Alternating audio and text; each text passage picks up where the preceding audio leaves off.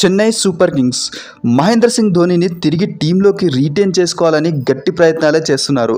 ఇక IPL 2025 mega auction జరగబోతున్న విషయం తెలిసిందే. ఇక ఇందులో భాగంగానే ఇటీవలే బీసీసీఐతో ఐపీఎల్ టీమ్ ఓనర్స్ అందరితో మీటింగ్ అయితే జరిగింది. ఇక ఈ మీటింగ్లో ఐపీఎల్ టీమ్ ఓనర్స్ కొత్త రూల్స్ని అయితే అనౌన్స్ చేయమని ప్రకటించారు. అయితే ఇందులో భాగంగా బీసీసీఐ ఆ మీటింగ్ అనంతరం బయటకు వచ్చి కొన్ని విషయాలు అయితే చెప్పడం జరిగింది. ఇక టీమ్స్ చాలా కొత్త రూల్స్ని అయితే అనౌన్స్ చేయమని చెప్పారు. ఇక వీటిపై మేము పూర్తిగా విశ్లేషించి కొన్ని వారాల్లో రూల్స్ ఏంటి అనేవి అనౌన్స్ చేయబోతున్నాం అని చెప్పారు. అయితే ముఖ్యంగా ఇందులో చెన్నై సూపర్ కింగ్స్ అయితే ఒక పాత రూల్ని తిరిగి ఇంట్రడ్యూస్ చేయమన్నారు మహేంద్ర సింగ్ ధోని కోసం.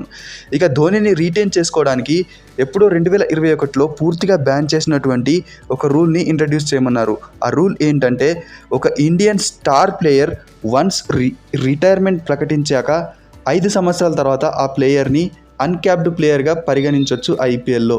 అయితే ఆ రూల్ని 2021లో బ్యాన్ చేశారు ఐపీఎల్ కౌన్సిల్. అయితే ఈ రూల్ని తిరిగి మహేంద్ర సింగ్ ధోని కోసం రీటైన్ చేసుకోవాలని ఈ రూల్ని అయితే ఇంట్రడ్యూస్ చేయమని అడిగారు Chennai super Kings team owners.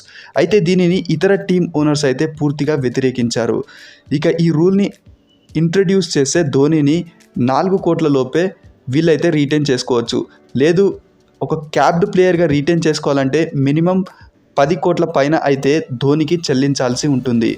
ఇక దీనిపై మీరేమనుకుంటున్నారు? మహేంద్ర సింగ్ ధోని కోసం ఈ రూల్ని ఇంట్రడ్యూస్ చేయాలా? ధోని తిరిగి ఐపీఎల్ ఆడాలనుకుంటున్నారా? కమెంట్స్లో తెలపండి. Thank you for watching. Please do subscribe for more cricketing updates.